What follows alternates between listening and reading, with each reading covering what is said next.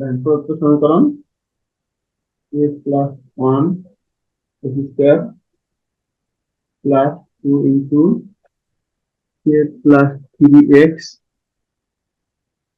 Plus two কে plus three, এটা সমীকরণ দেওয়া আছে নাকি? হ্যাঁ। সমীকরণ না লিখে লিখো প্রদত্ত রাশি, প্রদত্ত রাশি।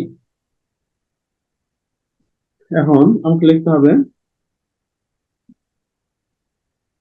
রাশিটি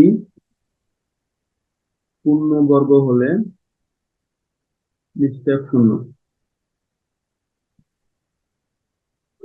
অতএব নিশ্চয় কি বিশটা মাইনাস করেছি, এটা হচ্ছে বি, এটা হচ্ছে সি, এটা হচ্ছে A. Two K plus three,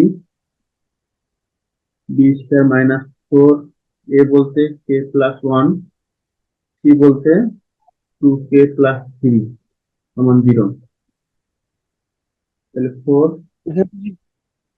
six k বুঝে প্লাস গেল। নাইন মাইনাস কথা four two k square plus three k plus two কে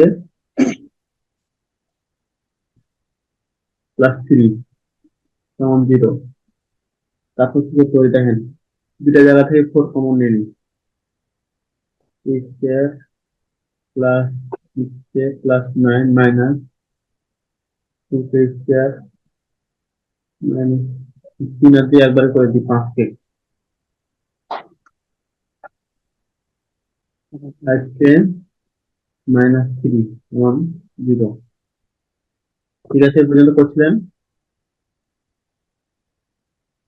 এখানে মাইনাস, বলতে তো ভুলেছি।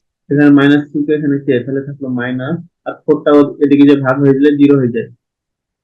তাহলে minus k square, two square minus five k হয় প্লাস কে, নাইন আর এখানে হয় মাইনাস থ্রি, তাহলে প্লাস সিক্স সমান জিরো।